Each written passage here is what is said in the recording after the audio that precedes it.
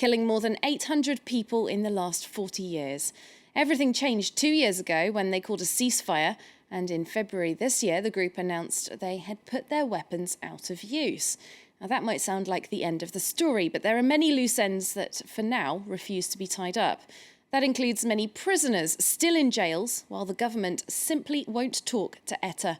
France 24's Adeline Percept has been to meet victims whose lives were broken by ETA's terrorist campaign, and also with former ETA members and relatives of prisoners. Here's their outlook on the Basque Country's road to a more peaceful future.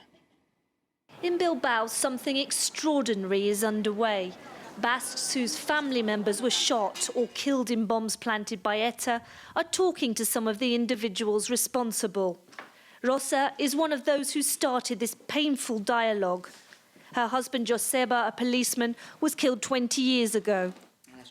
It was 8 o'clock in the morning. He was in his car, stopped at a red light nearby like every other day. They shot him twice in the neck.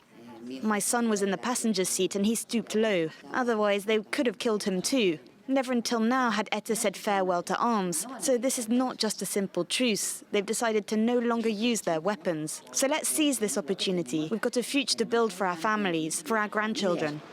30 kilometers away is the town of Baquio, a separatist stronghold. People are celebrating San Jose. Many residents here have relatives in prison for belonging to ETA.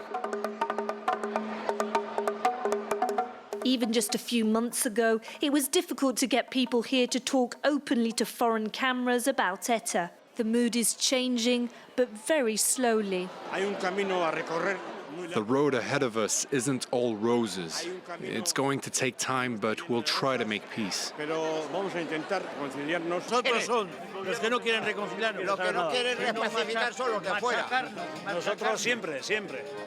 ETA announced a definitive end to violence more than 2 years ago, but the Spanish government has ruled out talks after previous failures.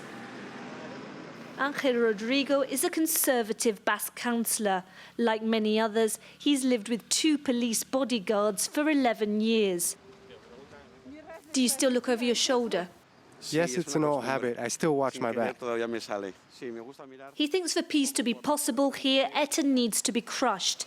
He takes us to a plaque in honour of the 829 people killed by ETA over the last 4 decades. Now we want ETA to say we are no more.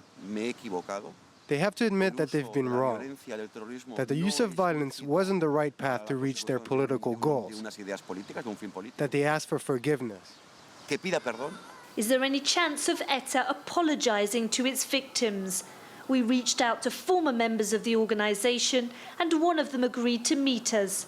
Maguila, as he was known in ETA, spent 22 years in prison for murder.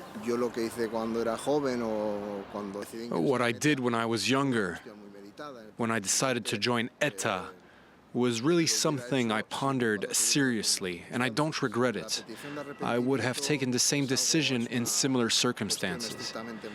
But the act of repentance is something strictly moral. It's not something that should be cornerstone to finding a solution to this conflict. Also, many people here would give no credit to a public repentance, so I do not think it's necessary. We return to Baquio. These people are protesting against the fact that ETA prisoners are sent to jails far from their homes. It's a deliberate policy by the Madrid government. Away from the crowd, some of them tell us their relatives are kept 800 kilometers away. Many people don't want forgiveness, they want revenge. I take the bus on Friday afternoons with my daughter. We spend the whole night on the bus. We visit her father on Saturday. We take the bus again in the evening and return home on Sunday morning. It's one visit a month. Many Basques say for the peace process to move forward, hundreds of prisoners should be transferred nearer to their homes. For the moment, Rajoy's government has no intention of sitting down to talk.